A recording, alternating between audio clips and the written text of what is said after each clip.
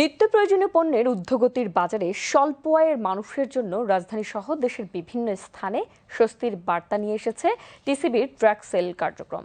এর ফলে কম দামে প্রয়োজনীয় খাদ্যপণ্য কিনতে পারায় কিছুটা হলেও স্বস্তি পাচ্ছেন নিম্ন ও মধ্য আয়ের মানুষ।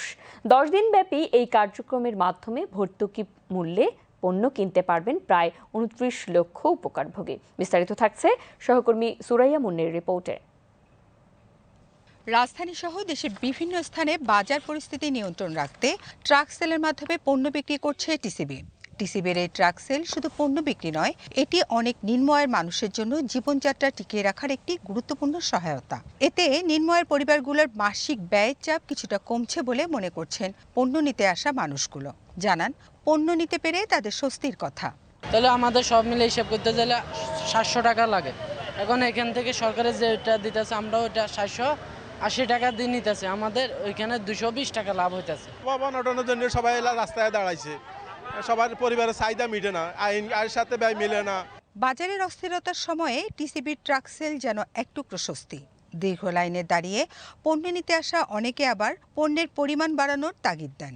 এরা যদি একটু বেশি পরিমাণে দিত বা একটু মাসে 2 বার করে দিত, তাহলে এটা সরকার ভালো একটু করতো। সরকারের কাছে এটা আবেদন জানাচ্ছি। স্বল্প আয়ের মানুষের কথা বিবেচনায় রেখে নিয়মিত ট্রাক সেল কার্যক্রম পরিচালনা করা হচ্ছে। সঠিকভাবে পণ্য হাতে পাচ্ছে বলে জানান সংশ্লিষ্টরা। 400 জনের মতন মাল পায় সব সময়। না, প্রত্যেকদিন এক না, আমাদের এক এক সময় এক এক জায়গায় পড়ে। অফিস থেকে যে জায়গায় আমাদের দিতে বলে আমরা ওখানে স্পট আমাদের পরে ওখানে আমরা যে মাল দিই। এদিকে টিসিবির পক্ষ থেকে জানানো হয়, সারা দেশে 28,80,000 উপকারভোগীর মাঝে 720টি ট্রাকে 10 দিনব্যাপী এ কার্যক্রম চালানো হবে।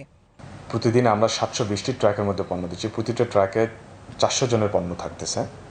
এখানে ঢাকা মহানগরীতে যে পরিমাণে ট্রাক সেল দেওয়া আছে এবং সারা বাংলাদেশের জেলা এবং বিভাগীয় পর্যায়ে ট্রাক সেলগুলো দেওয়া আছে।